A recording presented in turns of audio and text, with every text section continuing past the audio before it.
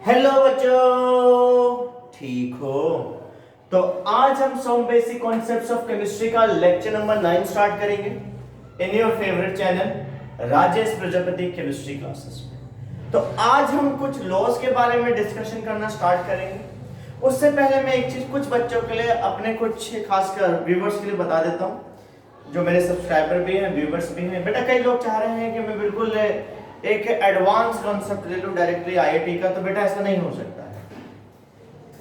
Medical और non medical दोनों की पढ़ाई सिमिलर है।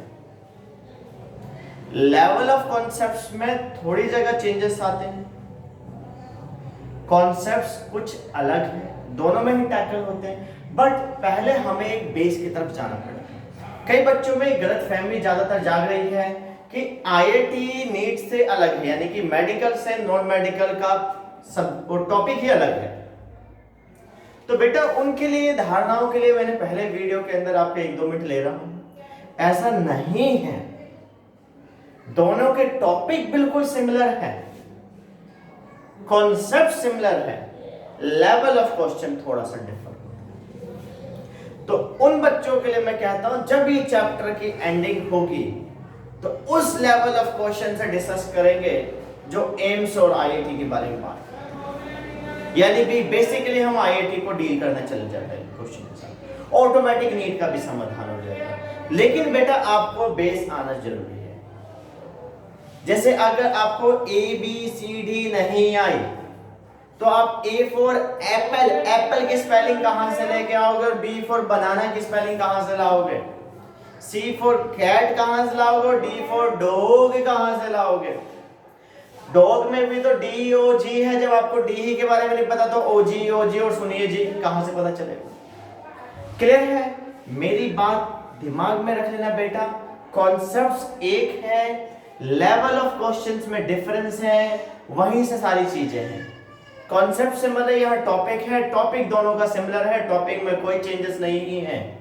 ठीक है, कुछ जो लेवल ऑफ का डिफर है वो आप at the end of the chapter, हम 2 या 3 लेक्चर लेंगे इसके लिए, बिल्कुल एक एडवांस लेवल क्वेश्चन करवाने के लिए, तो आपको दिक्कत नहीं आएगी। क्लियर है? तो मैं वापस अपने टॉपिक पे आ रहा हूं, कुछ गलतफहमी छोड़ दीजिए। कई टीचर्स क्या बता रहे हैं क्या नहीं बेटा, उन सबको बिल्कुल एक किनारे में, जब साथ में वीडियो देख रहे हो तो बिल्कुल किनारे में करके देखिए। क्लियर है? तो आज हम कुछ लॉ स्टार्ट कर रहे हैं। तो हम यहां स्टार्ट करते हैं law of conservation of mass या matter. Law of conservation of mass, इसको देने वाला जो थे साइंटिस्ट लवोइसियर थे। उन्होंने कहा था matter can neither be created nor be destroyed, यानी कि mass can neither be created nor be destroyed, only it can change from one form to another form. ठीक है, यानी कि मास जो हो सकता है ना बनाया जा सकता ना डिस्ट्रॉय हो सकता, बट एक फॉर्म से दूसरे फॉर्म में कन्वर्ट कर सकते थे। इसके मुताबिक ये था कि total mass of the reactant is equal to the total mass of the product. लो मैंने आपको बता दिया है, मैंने पहले कहा है बेटा, वीडियो को पॉज करके जो लैंग्वेज बोल रहा हूं उसे कॉपी में लिखिए, वो आपके फेयर है। ठीक है, तो हम इसके अंदर बात करते हैं कि नोट में, अभी इस नोट के बाद मैं आपको समझाता हूं। चलो नोट थोड़ा नीचे लिख देता हूं ताकि आपको बाद में दुख और तकलीफ से ना गुजरना पड़े, यानी कि कोई डाउट्स ना रहे। तो इसका मुताबिक ये था कि हमारा लेवोसियर सर के हिसाब से कि जो टोटल मास ऑफ रिएक्टेंट है, टोटल मास ऑफ रिएक्टेंट है, is equal to the total mass of product, total mass of product, यानी कि जितना भी टोटल मास होगा रिएक्टेंट का वो बराबर होगा टोटल मास ऑफ प्रोडक्ट के। क्लियर है बात? हाँ या ना? चलिए हम आगे बढ़ाते हैं कहानी को। तो मैं एक एग्जांपल ले रहा हूं आपके सामने कि हियर इज द एग्जांपल कि मेरे पास एक रिएक्शन है 2H2 plus O2 gives 2H2O। ये रिएक्शन बचपन से बहुत बार देख रखी है। अब इसके अंदर बात करते हैं हम मोल्स की और ग्राम की।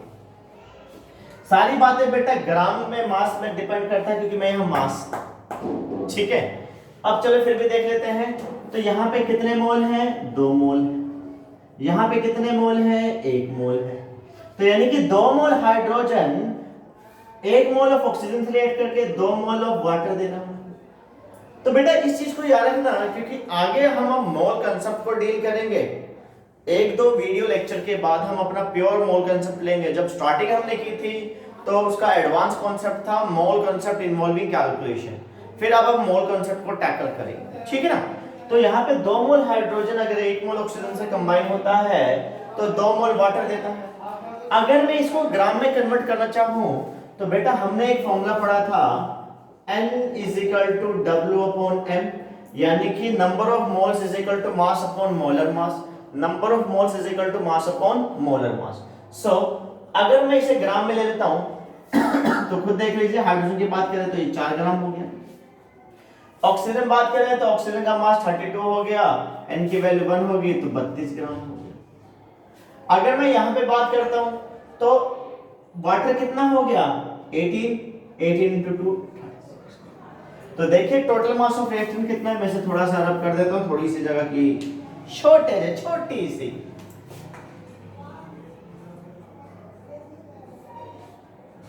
तो हमारे पास बात करते हैं टोटल मास ऑफ रिएक्टेंट।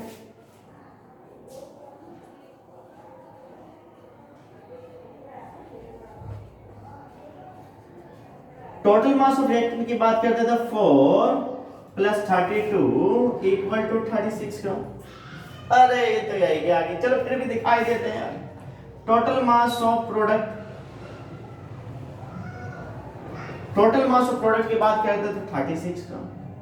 तो बेटा मैंने यहीं पे महामंत्र पहले दे दिया था, यानी कि हमारे गुरुजी सर जी लेवल ने दिया था कि total mass of reactant = total mass of product. कोई डाउट? तो यही कहता है इसके अंदर आपके पास। तो मैंने यही कहा रिएक्टेंट का मास हमारे पास 36 ग्राम आया, प्रोडक्ट का मास भी 36 ग्राम आया। कोई डाउट्स? क्लियर है? स्क्रीनशॉट ले लीजिए इसका।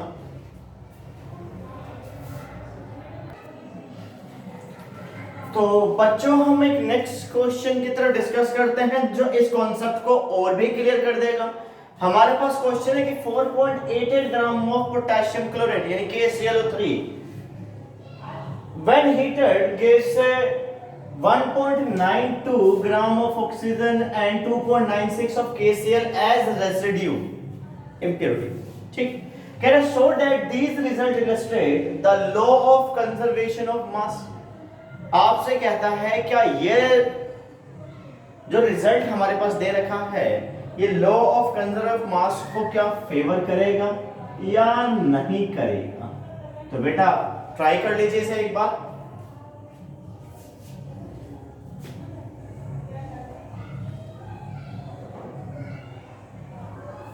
चलिए तो आंसर में देखते हैं। सबसे पहले KClO3 जब हीट हो रहा है तो आपके पास KCl प्लस ऑक्सीजन दे रहा है। अब आपको देखो रिएक्शन आए ना आए से कोई फर्क नहीं पड़ता इसमें। आप नहीं आता तो नाम लिख लीजिए, कोई फर्क नहीं पड़ता, पर कोशिश करो रिएक्शन करने की, आगे काम आएगा। Chemistry chemical reaction. तो देखिए यहाँ पे 4.88 ग्राम हमारे पास KClO3, 1.92 ग्राम हमारे पास ऑक्सीजन है 1.92 ग्राम और 2.96 ग्राम हमारे पास KCl। मैंने पहले कहा था मोल से मैटर नहीं था, आपको ग्राम से मतलब है। तो अब देखते हैं total mass of reactant is equal to total mass of product होता है। So total mass of reactant की बात करते हैं तो हमारे पास 4.88 ग्राम है। फर्दर कहते हैं तो total mass of product equal to देखिए 2.96 प्लस 1.92 यानी देखें तो ये 8 हो गया, 9 दूनी 18 हो गया, 3 और 1 4 हो गया, तो 4.88 ग्राम। क्लियर है? तो यानी कि total mass of reactant is equal to total mass of product हो रहा है कि नहीं हो रहा? तो yes, the given data illustrate या the given result illustrate law of conservation of mass। Clear? जो भी गिवन चीज है वह हमें law of conservation of mass follow कर रहा। क्लियर है मेरी बात?